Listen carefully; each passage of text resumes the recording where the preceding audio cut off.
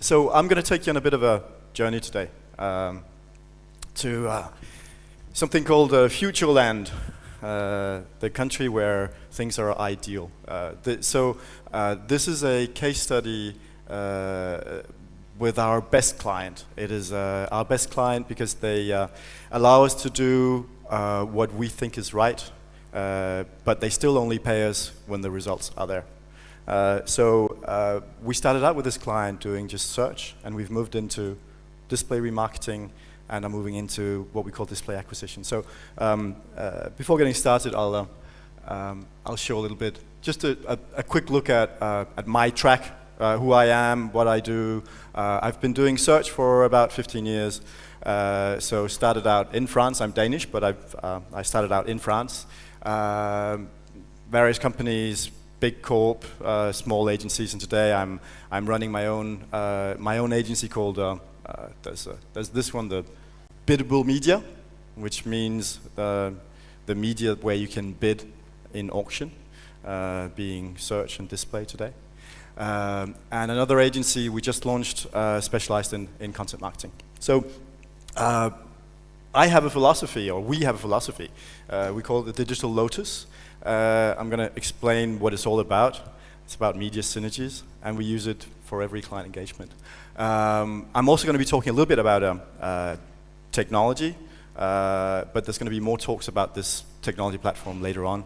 Actually, the speaker just after me will talk a little bit about this. So, finally, we have clients in various areas, both in B2C, B2C. Some of them are international. Many of them are specialized in the French market. So I can talk pretty freely about things without risking anybody coming to steal my clients.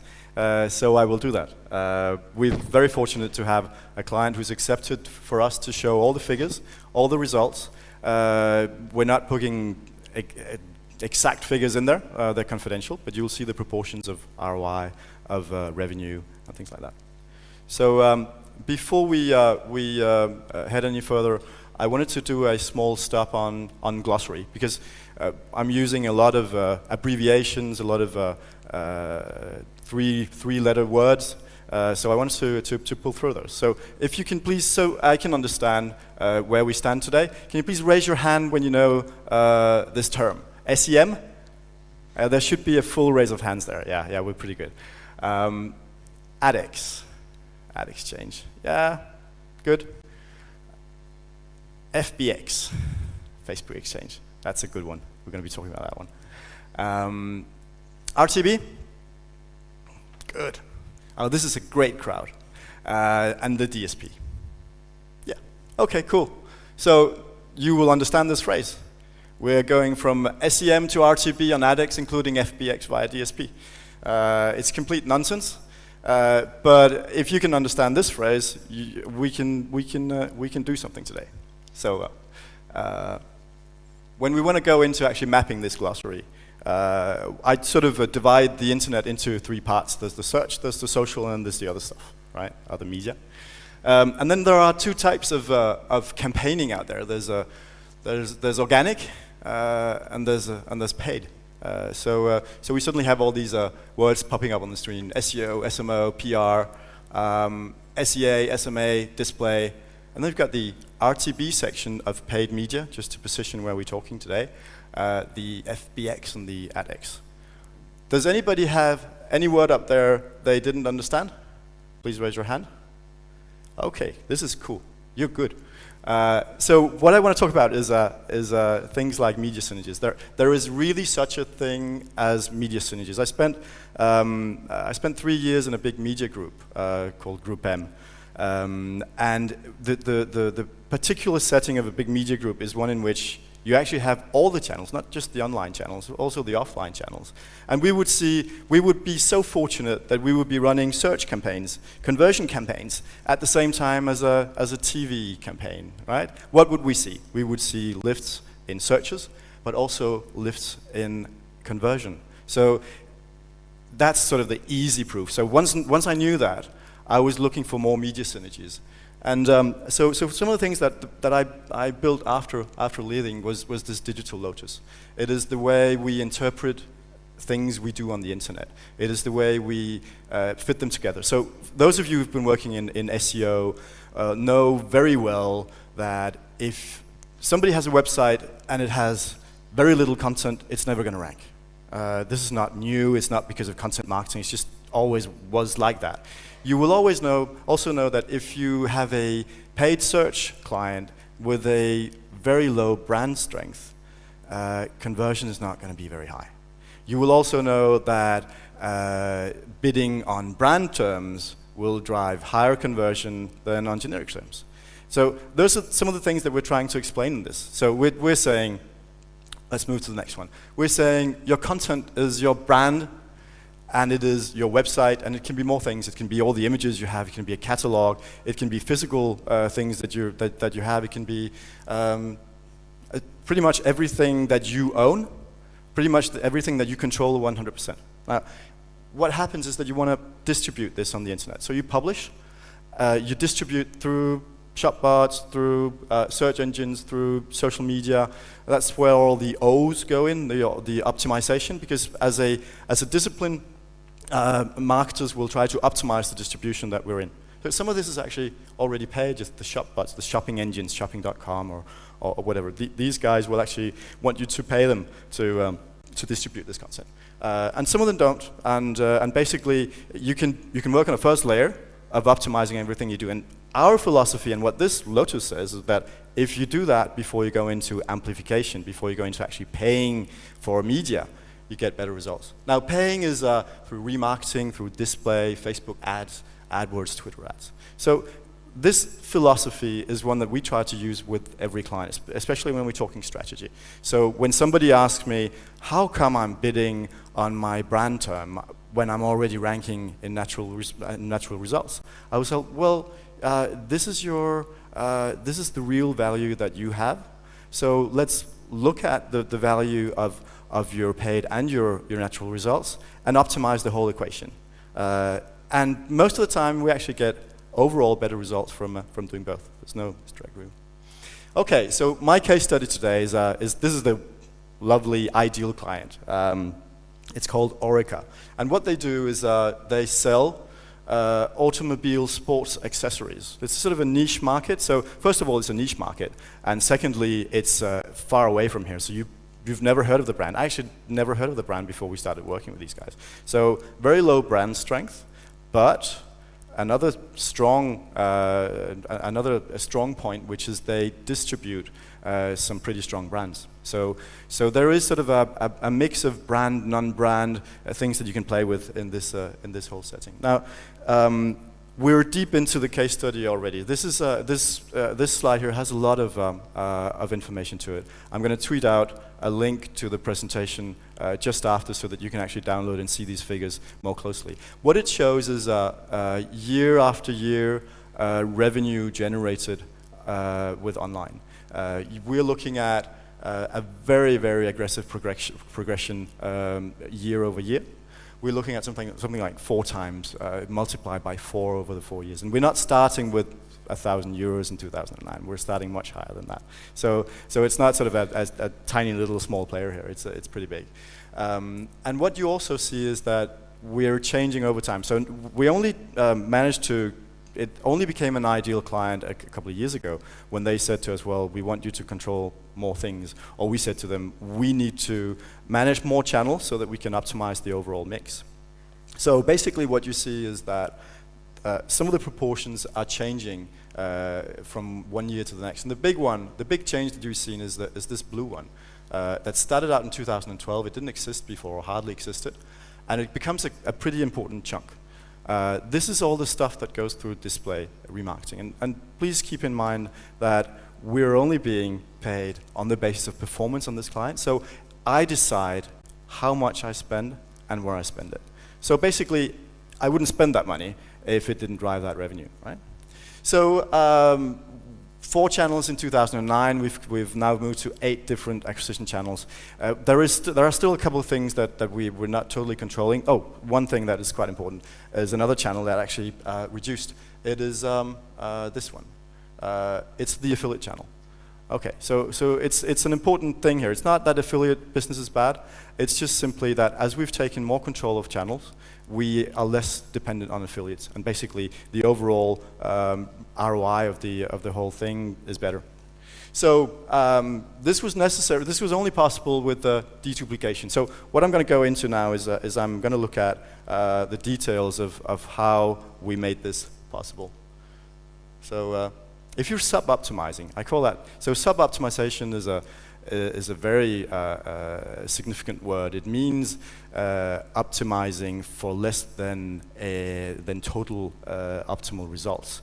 Sub-optimizing is something that you can do in silos. You can say, I only do SEO, I only optimize SEO, or you can do, I only do SMO, I only optimize for this, and I'll only look at results that are directly attributable to this silo. Well, if you, as an advertiser, as an e-commerce site, if you have one SEO provider, one SMO provider, one SEO provider, one affiliate provider, one display provider, you've got a multitude of different players that will sub-optimize.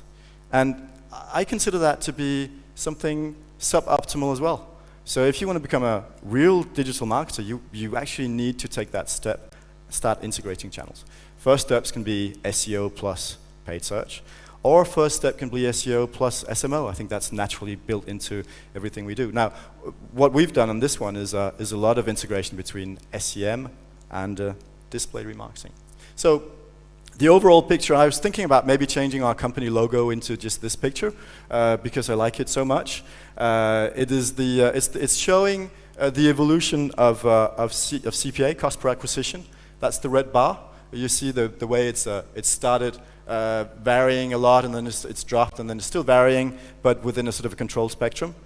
And together with that, the revenue increasing gradually, steadily over the years. So the plan is to continue in that way, of course.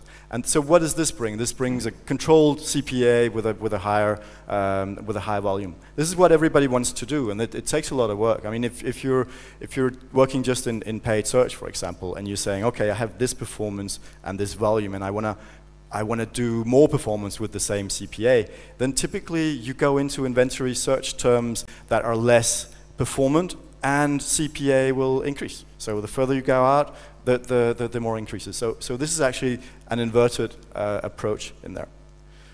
Right. Now, I want to show you the remarketing scene. So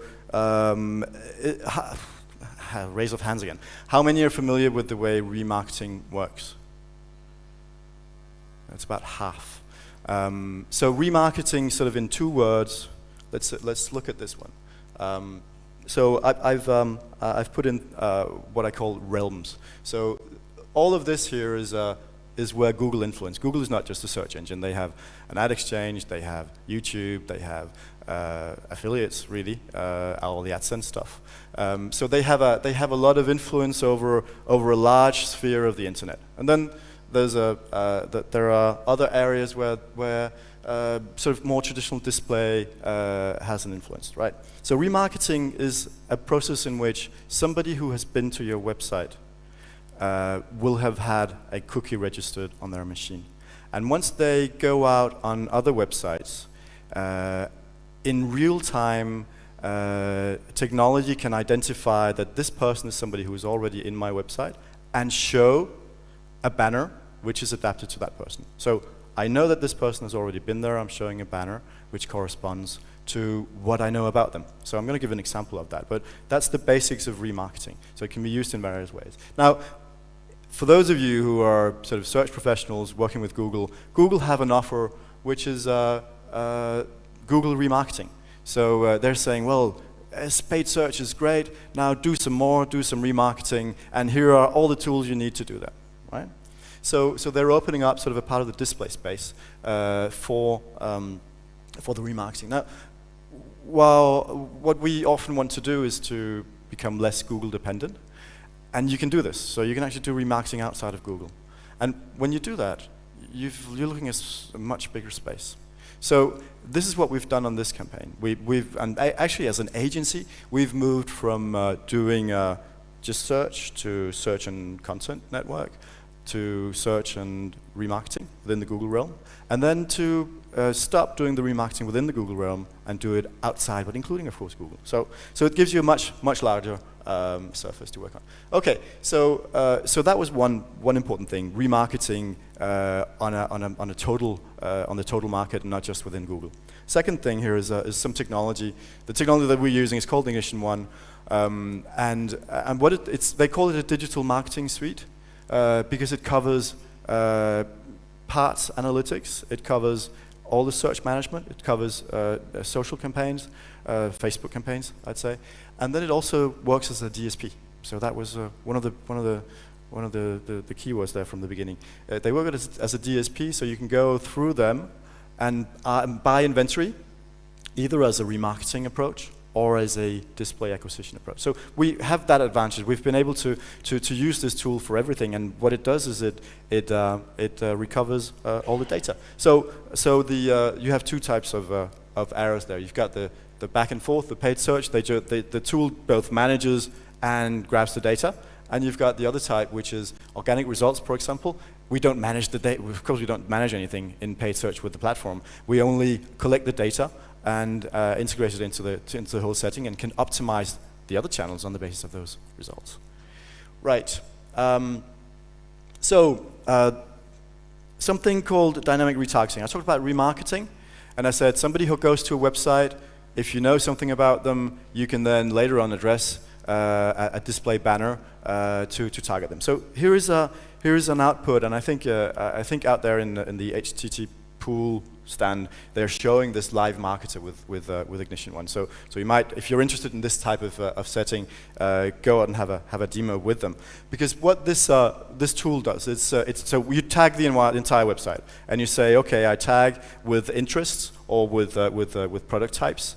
So you tag the website, so you know that when somebody's been to the website, they were interested in more or less of this and more or less of this. So I'm showing here. So each of these bubbles is a person on the website in real time. So it's sort of a real, it's a marketing wet dream of seeing everything that's happening on my website in real time. But it has a fairly limited usage, actionable usage. What it's very useful for is to go and have a look at one person and look at, okay, so what is the proportion of interest that I can actually identify in there? So this person here, I don't know if you can actually see on the screen, all the red part here is watches. So it's the watches section of the website, and then there are two other interests. One is other product, and the other one is pilot gear, gear for a sports pilot, right? So here is an example of somebody, I know a profile, and then I can actually configure my campaign so that I can address something to this person. He's interested in watches, that is his main interest. Okay, once he goes to some other site, I will show a display banner dynamically. It will go in and pick the product type that they were interested in and show it within the banner. Okay, you can be more or less precise, more or less specific. You can play around with, okay, maybe I should show another product if they've already been to the section, or you can think about your marketing rules. But basically, this direct optimization, personalization of the display based on their past user history is what gives us pretty good performance. So pretty close to paid search, not as good, but pretty close. Right. Another theme, which is the secret behind some of the results that we've seen here, is what we call deduplication. So I talked about the various silos. I talked about if you optimize for one channel, well, maybe you won't get the good effects in the other channels, or maybe you will actually be looking at conversions several times. So this is a scenario where on the D-Day, at the end of the cycle, somebody buys. So here's the sale. A day before, there was a click on a brand, so paid search click on a brand keyword. 3 days before, there was a click on an affiliate link. 7 days before, there was a display view. Somebody saw a banner for this advertiser.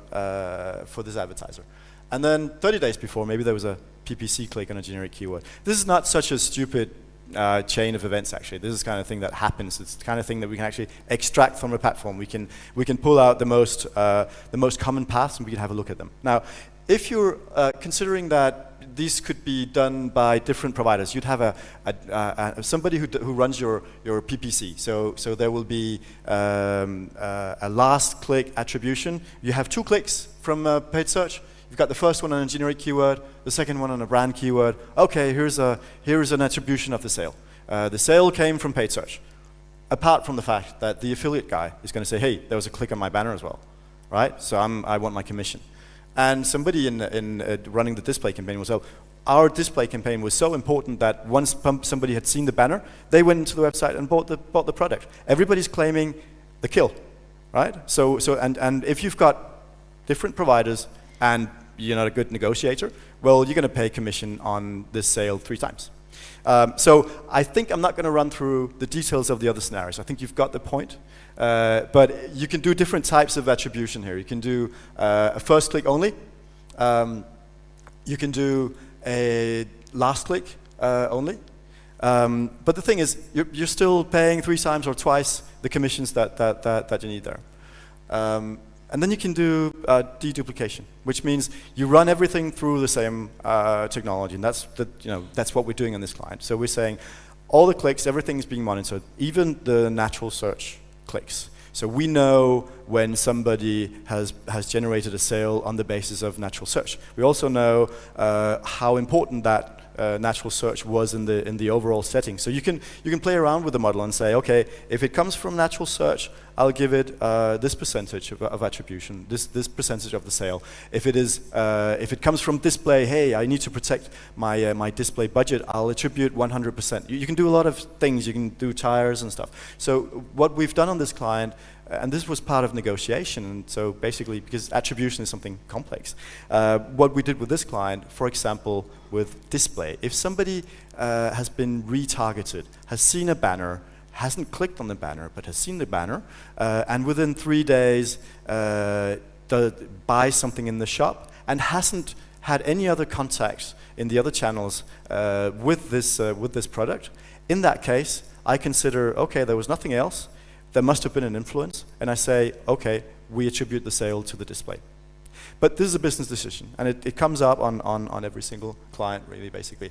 Again, I'm not sure you can actually see this, but so I'll explain what it is. This is within the tool that we're using, the attribution model itself. It says sponsored links, social networks, display, and it did attributes on the basis of the click. This is actually last click attribution still.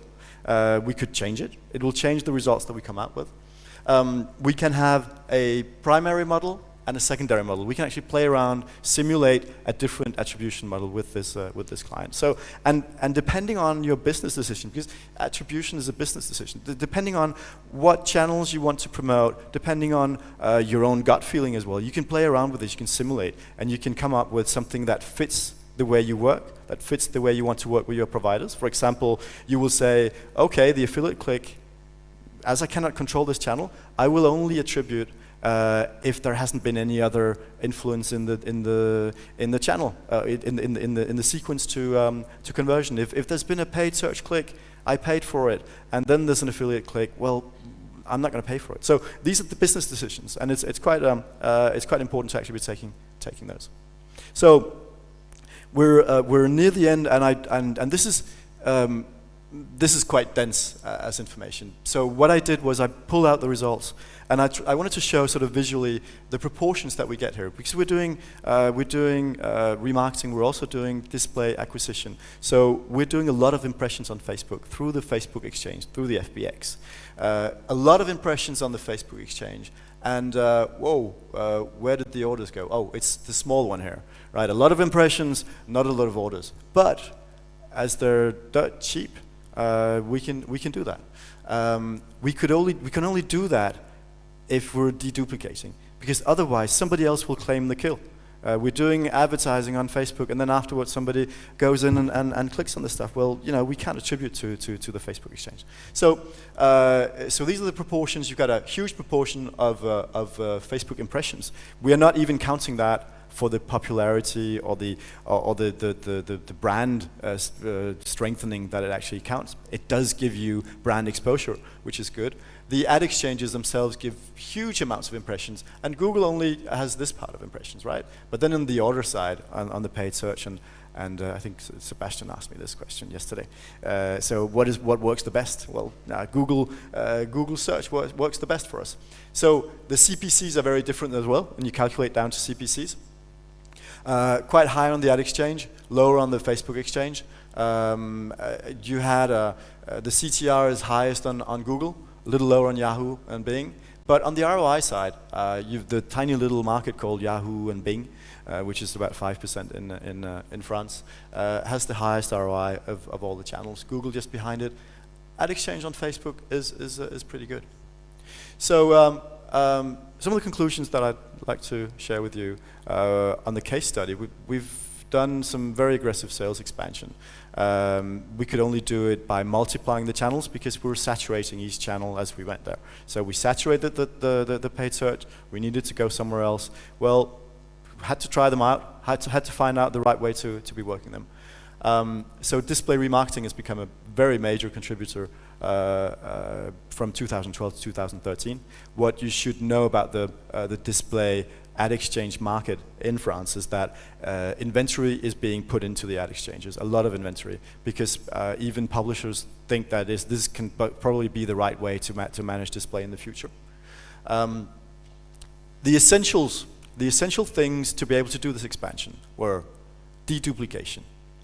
That is absolutely essential. If you don't deduplicate, then you don't know where the conversion comes from, and you cannot optimize your budgets and do the right arbitrage for your clients. The attribution analysis and modeling was important. We can go a lot further with our client in this area, but we've already come quite far, and it's actually part of our business negotiation with the client at the end of the year as well. The dynamic retargeting absolutely makes a difference. I don't know if you've heard about Criteo, which is a French company. They do remarketing. Their entire technology is based on dynamically retargeting with as much information as possible as well. We're doing the same kind of thing with the Ignition one. So 10% of conversions now attributed to display. And something else there, as more channels are being mastered, saturated, controlled, affiliate marketing has less of its place. There's still a bit of room in there, but mainly for some partners we couldn't reach in other ways. So the next challenge will be to increase this one. So what I call ad exchange acquisition is basically using the DSP without having already qualified the users. So I don't know them, but I'm trying to find similar points. So if I know my audience, I will try to find an audience that looks like that audience and show them banners, even though they haven't been to my website. So I'm totally into display. If they don't buy, at least it'll have some impact on. It'll give some brand exposure. So it's never totally lost. But you can target this, and you can modify, and you can optimize, and you can actually optimize your pricing. And you can optimize the way you qualify the channel. So that's going to be one of the biggest challenges we're going to do in this year is to push that ROI further. Thank you very much.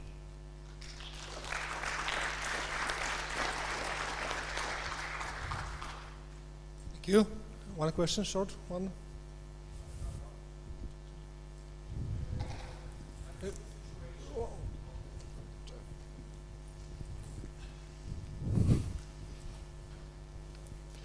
I'm a technical to some degree, not Google fan, etc. Just business question. Have you seen situations then during a long period of time the results of remarketing were bigger than from organic and paid search altogether because of the quality of the approach for remarketing? So I'll take this back to a technical explanation. So the first answer is no. The second answer is if you take in a provider. I was talking about Criteo, but it could be any other provider. External provider, they come in and they do the sales pitch and they tell you, we can do fantastic results. We're going to do CPA for you. We're going to boost this market, and they put in the tags on your website. So now you have double tags, right? You're not deduplicating anymore, and they go out and cover the entire market. So imagine that you find people that went to your website, and you basically the next day you basically make sure that everybody sees a banner, right? In that case, anybody who buys will have been attributed to the remarketing campaign you just started. In that case, you'll have a boost of it. But this is totally, you're totally cannibalizing the other channels on that basis. So this could be, if you've had that situation, you did a test and it was really fantastic results. Well, it's probably make-believe. It's probably false. Because there aren't any miracle solutions on the internet. There are some, but they usually take a bit of time to get going. So that's where I would look. I would say, okay, did I actually take everything into account? Did my overall revenue actually increase, or was it an effect of me tracking double? So I've never seen remarketing boosts of that type. We have variations, but not. Because there are different companies with different characteristics, and sometimes, for example, if transport cost is big, etc., then people, when go to your website, they don't imagine, they don't see, they just go to your address and they say, wow, no, and then the relation is that 9 go out and 1 stays. Mm-hmm. And if you are to go with visual display and give the information in the right format, persuasion, etc., then we go with scale and not just linear approach, right?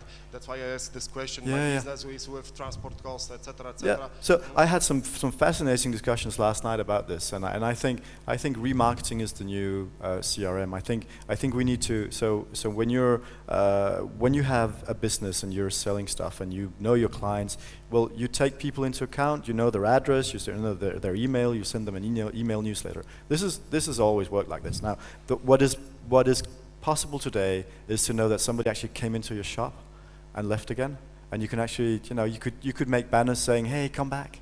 You didn't see the jeans section.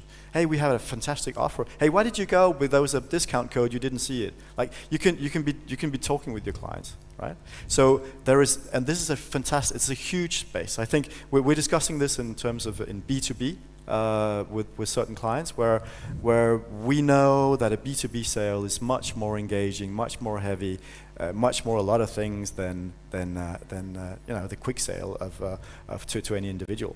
So if you're talking about a product that costs several thousand euros, well, just maybe the person who's been to the website needs a lot of reassurance and a lot of exposure to be reconforted in the decision to actually buy things. So I think there's a host of opportunities showing, presenting itself to everybody in this market in coming years. I don't think we've scratched the surface yet. I think there are so many things we can do. I think there's a lot of the marketing we do, in remarketing, which is bad. I think we can do much better. So, hope that answers the question.